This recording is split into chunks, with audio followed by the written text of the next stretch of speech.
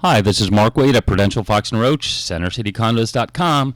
In this podcast, I'd like to ask, does the building you currently live in warrant a doorman? We see a lot of condo buildings in Center City, not a lot, but, a medium-sized condo building, let's say it's 10, 12, 15 stories tall, 1 or 2 units per floor. So anywhere from 20 to 50 units or 15 to 60 units, whatever.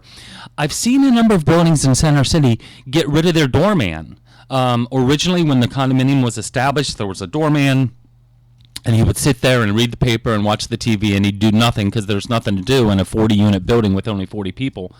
Some prime examples. 275 South 19th Street got rid of their doorman. The Beaumont in Old City, no more doorman. 101 Walnut, no doorman. 108 Arch, part-time doorman now. And these buildings, when they were conceived or drawn up or put on the plan, drawing boards, whatever, all had full-time doormen. But I think what a lot of people find is, with the advent of virtual doorman, which is a system that, you walk up to the front door, you push a button, and there's a video camera, and someone's looking at you, and they basically say, what do you want?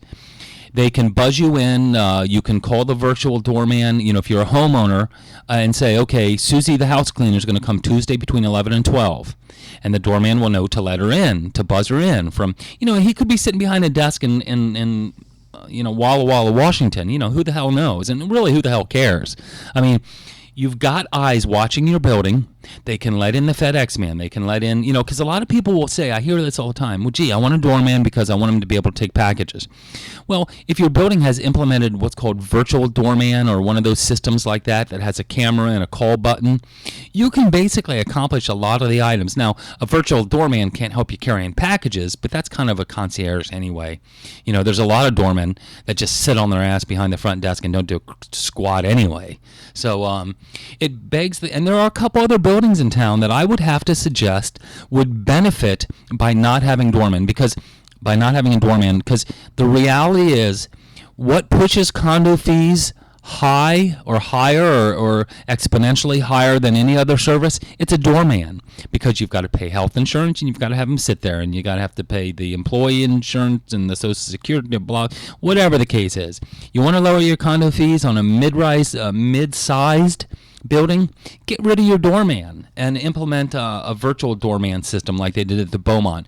I like it. I think it works well. They're always polite, and I know their eyes are always on the building, and their eyes are always on you when you're pushing that button at the front door.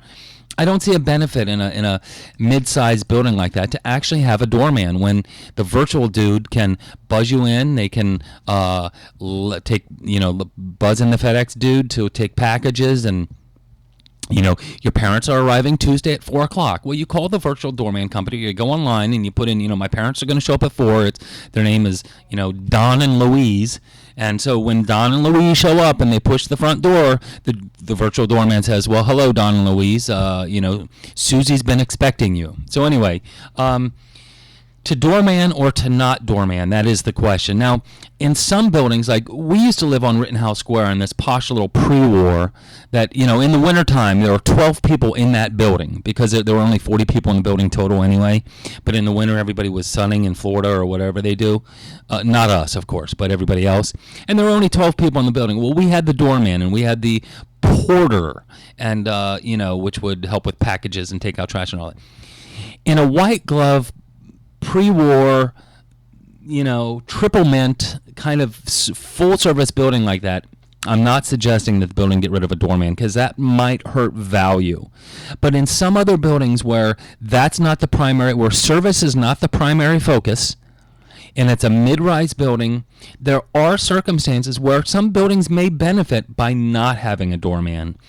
Definitely on a case-by-case basis, but there are buildings out there right now in Center City that I would suggest would benefit as far as values are concerned if they got rid of the doorman, because their condo fees would substantially lessen, and values in the building could go up a little bit. So anyway, case-by-case basis. This is Mark Wade, 215-521-1523 at Prudential Fox & Roach, throwing out the notion that sometimes doormen, maybe they may not be necessary in some instances. So there you go. Happy to talk to anybody who wants to argue that point. Let's hear it. Bring it on. Thank you.